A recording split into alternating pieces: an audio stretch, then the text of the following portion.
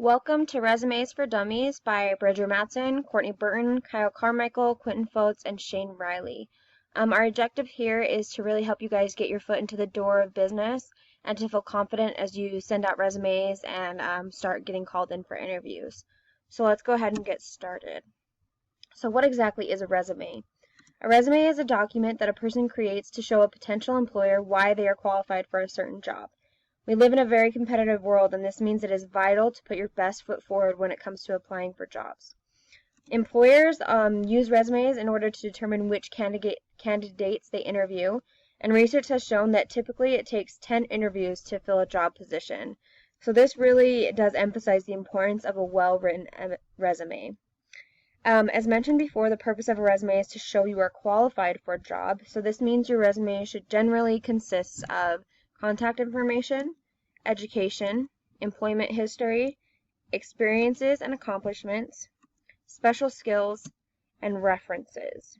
One tip to remember is that you need to make sure that everything on your resume pertains to the job you're applying for. Don't make your employer waste their time reading things that don't apply to their position. So let's talk about contact information. It won't do much good to submit a resume if an employer is unable to reach you because you don't have any contact information on there. So you need to make sure that you provide this information first. Your full name, your email address, your permanent address, your local or campus address if this applies to you, your phone numbers, your web address or URL, like if you have an online portfolio or something, and then your fax number, again, only if you have it. So this section is unlike the other sections of your resume. It won't be under a heading like contact information. This is just the first thing that they should see when they have your resume. Make sure that you pick a format and a font that's clearly visible and easy to read, and then whatever format or font you use, make sure you continue using that through your resume just to give it a sleek, professional look. Again, this is one of the first things and last things that they'll look at, and it's really, really important that you get it formatted all correctly. So let's move on to the next section, education. The education section of your resume highlights your academic achievements and stuff you might want to, some of the stuff you might want to put on this resume, or this part of the resume, includes degrees and certificates, from what university or center that you received them from, and then when you received those certificates. So why is this section so important?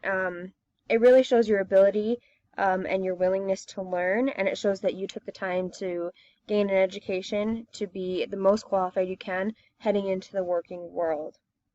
Remember again that you want to tailor your education experience to the job that you're applying for to help you stand out. And also just remember that an interview is a time to sell yourself, and a resume is a ticket to the show. So put on the schooling and the achievements, but don't make your resume 6 pages long. Like, make sure you leave something to talk about in your interview. So let's move on to work experience. First, you might want to know how to organize this section. So you want to categorize your experiences from current to oldest. And remember that the most relevant job should be the first one, which is usually your most current job. Also, just to give it a more professional look, if your job experience or your work experience is more than 2 lines, which it should be, you need to do a hanging indent to give it a really professional look and to keep all the lines and formatting the same. Also, what you need to include for each job is you need to include the name of the company, the job title, the city and state, start and end date, and then 3 bullet points of achievements. So with these bullet points of achievements, you want to include like employee of the month, special achievements, outstanding experiences, customer reviews, stuff like that, because it really shows what you added to that working environment, and maybe your employer will see that you could also add that to their working environment. But let's make sure that we're careful, because once you have all of your experiences down, your resume might be a lot longer than you'd like it to be. So if you have a variety of jobs in the past 2 years, try to limit it down to at most 5. but just try to keep it very relevant to what you're applying for. Do the jobs that make you, or write down the jobs that make you look the best. And never underestimate the power of experience. There is a specific calculation to know what to put on a resume, and really the specific calculation is if it applies to your job you're applying for, then put it down. That will really, really set you apart and put you in a good position. So next we're going to talk about activities and honors. Included in this section are awards for education, scholarships, special accomplishments, and then maybe some more awards that are more related to past jobs, like, again, Employee of the Month or something else like that. So pick the ones that are most relevant to the job. If nothing specifically applies to your job, then just put down the ones that are going to make you the most impressive and make you stand out the most. That's kind of the common theme here. You're selling yourself. But the purpose of including this in your resume is to really make you stand out of the crowd, and that can really help. And it can also show that you're a well-rounded person, that you can get along with different people. When listing the order of all these things, you want to put the most impressive on top so that they'll keep reading. If they're impressed by the first thing, then maybe they'll read the second thing, and then they'll continue to be impressed. So let's go ahead and move on to the special skills section. Some resumes will contain a section referred to as skills. This is especially important when someone lacks a previous job experience, but you want to emphasize skills that you possess that you may not have had a job in. So it really is useful, especially to emphasize the things that your work experience might be lacking, but make sure that you back this up.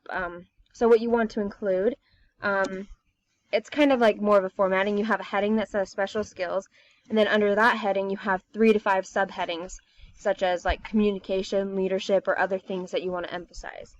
And then underneath those subheadings, you include specific examples of how you developed those skills at another job or through some other experience.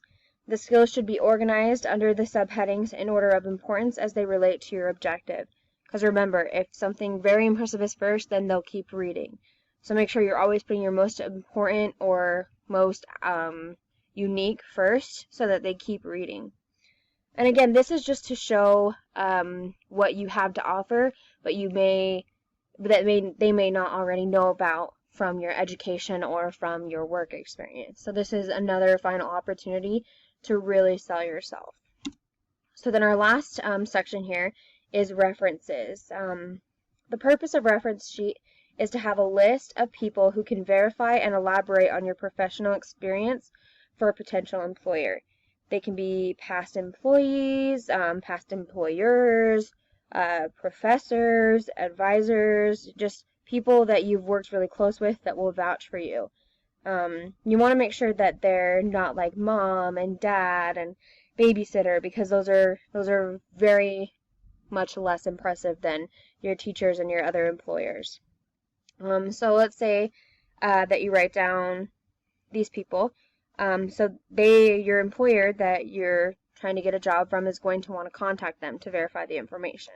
So you need to include the person's name, department or company, title or position, address, telephone number, and a brief statement of who this person is. Remember, again, if you're using people like, oh, my babysitter or my family friend, try to give them a little bit more of an elaborated statement of how you know them. Like, oh, I worked closely with them on projects, something like that, you know. Just make it sound as impressive as you can, but don't lie. Okay, so now that we've gone through all the steps individually, let's look at one of my favorite formats and examples. This is on the Purdue University Online Writing Lab, and it covers all the bases. It's really basic and simple, and I like that because sometimes less is more. But I won't tell you that a little bit of color or something like that could help you stand out, because it really can. If you wanted to add like a line or something, it really does help you stand out, but also sometimes basic is better. It's really just a personal choice. But let's look at each piece here. So first we have the contact information, and they included the name, address, email, and phone number, which is perfect. We have the education section, where they included the university they attended, the degree they attained, the time they attended, and the dates they attended the university overall. But they also provided, which I love, a focus of their study. And that focus of the study could be very related to the job that they're applying for, which helps them set them apart and helps them look a little bit more qualified. So that's really good. You could definitely do that. Then let's look at the work experience. They provided some special award, or they provided here the two most recent jobs that they had and the contact information for those jobs, and then also they provided the special responsibilities that they had in these locations. And then under the awards and honors section here,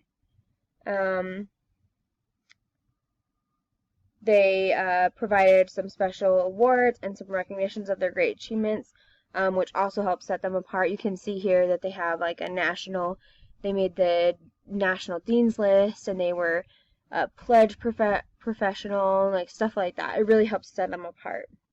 And then under their skills section, they list a few skills that their job experience might not show that they have, like operating systems, software, internet, publications, stuff like that, that they're bilingual. That's something really good to include, because this just shows what their work experience doesn't. It shows that they have all these skills, and that's really, really important to an employer.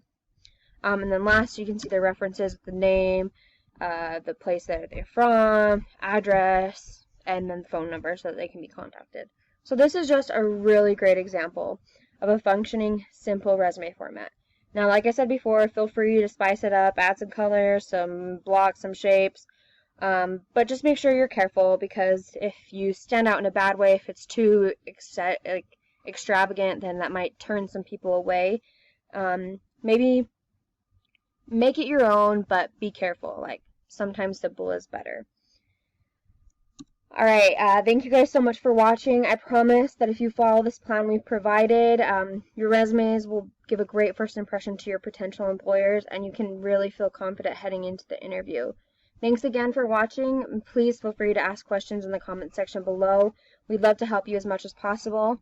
Also, if you're just seeing this on YouTube, make sure you visit our Facebook page, Resume for Dummies, and there's a little bit more information there for you. But again, thanks so much for watching, and good luck with those resumes.